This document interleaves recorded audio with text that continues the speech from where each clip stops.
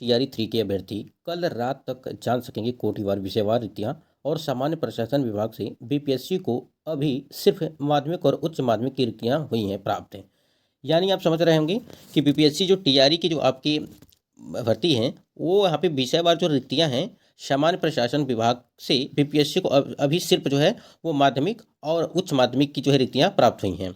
और उसके बाद से देखिए कल तक जो है देखिए यहाँ पे कल तक सभी रिक्तियां प्राप्त होते ही बीपीएससी करेगा नोटिस के साथ रोस्टर जारी करेगा।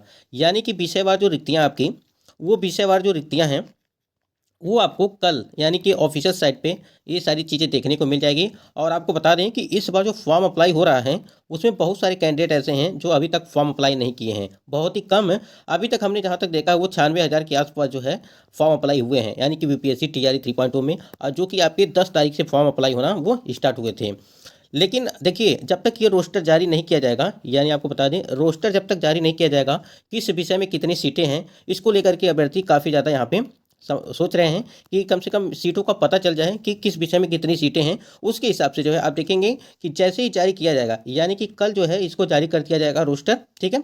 उसके बाद क्या करेगा, उसके बाद से जो ऑनलाइन आवेदन की हैं वो ऑनलाइन आवेदन की जो संख्या है वो आपको भारी मात्रा में जो है देखने को मिलेंगी। तो यहाँ देखिए फॉर्म भरने की भी बढ़ाई जा सकती है तिथि, यानी कहीं ना कहीं देखा जाए जो आपके फॉर्म अप्लाई करने की जो तिथियां रखी गई थी वो 10 तारीख से लगा करके 23 तारीख तक आपकी फॉर्म अप्लाई करने की तिथियां रखी गई थी। लेकिन इसके जो है इस तिथियों में भी जो है इस तिथियों को भी बढ़ाया जा सकता है। और इसमें एक फ़ायदा और है, अगर तिथियां बढ़ाई जाती हैं तो जो ये स्टेट कैंडिडेट हैं, ये स्टेट कैंडिडेट हैं जिनका भी एग्जाम नहीं हुआ है, कहीं ना कहीं इनका एग्जाम लेकर के भी इन अभ्यर्थियों को भी जो है इसमें शामिल किया जा सकता है। देखिए यहाँ पे रोस्टर में देरी की वजह से ज़्यादातर अभ्यर्थियों ने अब तक नहीं भरा है फॉर्म। लेट फाइन के साथ फिलहाल 25 फरवरी तक जो है फॉर्म भरने की जो है वो अंतिम तिथि है। कल आयोग में टीआरई 3 को लेकर के जो है होनी है, यानी कि टीआरई 3 को लेकर के होनी है बैठक। आयोग के सदस्य इम्तियाज अहमद करेंगे अधिकारियों के साथ बैठक। चेयरमैन के प्रभार में है इम्तियाज अहमद।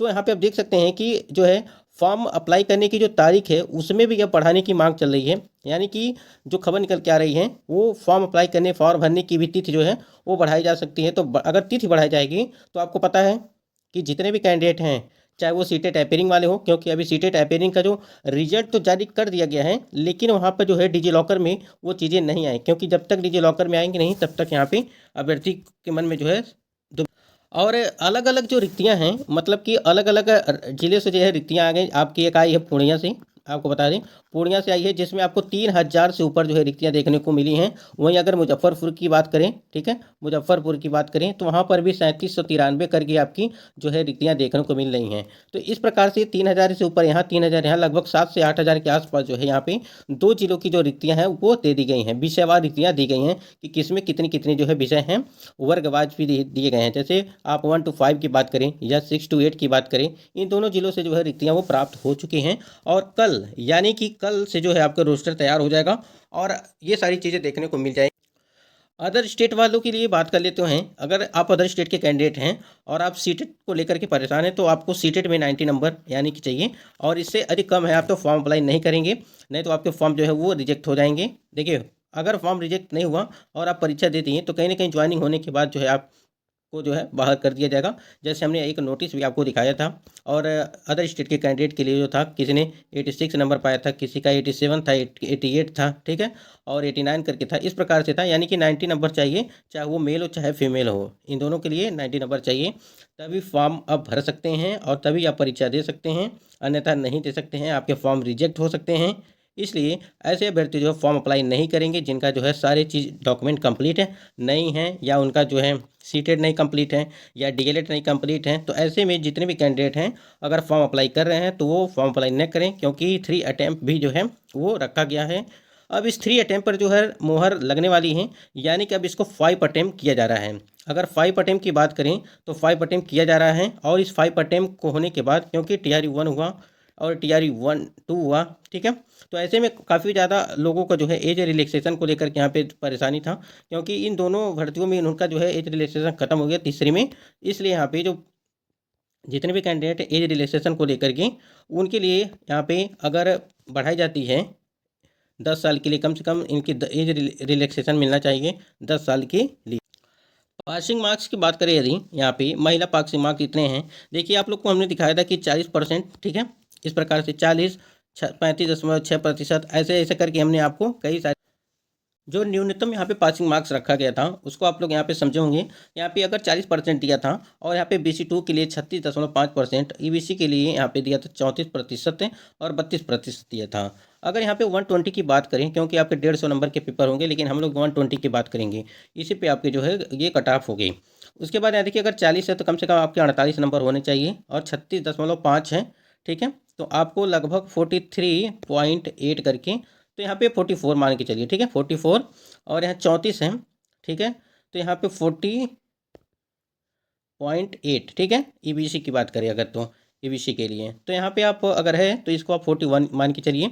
और SC ST वोमेन और PWD और जो 32% रखा गया है, तो लगभग 39 नंबर मान के चलिए, यानी कि 38.4 अगर होगा ये, ठीक है। तो यहाँ पे 39 मान के चलेंगे। ये तो आपकी हो गई जो न्यूनतम पासिंग मार्क्स हैं BPSC TRE 3.2। इसी प्रकार से यदि 5% का भी छूट आपको यहाँ पे, यानी कि 5% का जो छूट है, ये भी यदि लागू किया जाता है, मान लीजिए 120 गुणे 5, ठीक है। तो इस प्रकार से किया जाता है, तो लगभग 6 नंबर का यहाँ पे जो है, यहाँ पे मिल जो है 5% का छूट होगा। देखिए अगर बात करें यहाँ पे जो 5% का छूट है, ये कट मतलब जब तक आपका रिजल्ट और कट ऑफ जारी नहीं किया जाता है, उसके आधार पे यहाँ पे 5% आपको छूट दी जाएगी। जिनका कम रहेगा उनको और जिनका ज़्यादा रहेगा उनको, मतलब दोनों लोग को यहाँ पे बराबर 5% का छूट दिया जाएगा, जिससे यहाँ पे जो अधिक नंबर पाएंगे, इसको हम समझाएंगे जब आपकी परीक्षा हो जाएगी, उसके बाद कट ऑफ जब जारी किया जाएगा, उसके बाद ये सारी चीज़ें आपको समझ में आएंगी कि क्या मैटर है इसका।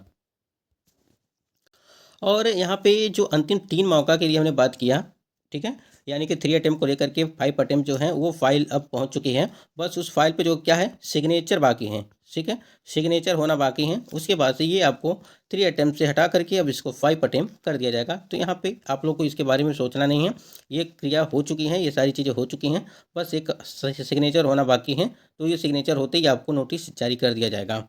DLED NIH DLED वाले अभ्यर्थियों के लिए बात कर लेते हैं। NIH DLED वाले अभ्यर्थी जो हैं, जिन्होंने 18 महीने का कोर्स किया है, ये ऐसे अभ्यर्थी जो कैंडिडेट फॉर्म अप्लाई नहीं कर पाएंगे। आप लोगों ने नोटिस में भी ये सारी चीज़ें पढ़ी होंगी, अगर आप नोटिस पढ़े होंगे तो उनके लिए जो है वही चीज़ें यहाँ पे हटा दिया गया है कि NIH DLED वाले जो 18 महीने का कोर्स किए हैं उनको इस भर्ती में जो है शामिल नहीं किया गया है।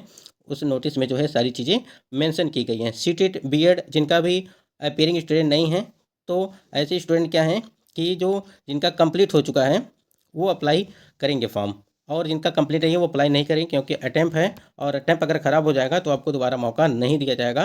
तो इसलिए सारे लोग जो है जिनका कंप्लीट होगा वही जो होंगे। अदर स्टेट की बात करें अगर, अदर स्टेट की महिला हो चाहे पुरुष हो, आपको बार बार बता रहे हैं कि सीटेट में आपको 90 नंबर होने चाहिए, तो तभी आप फॉर्म अप्लाई कर पाएंगे।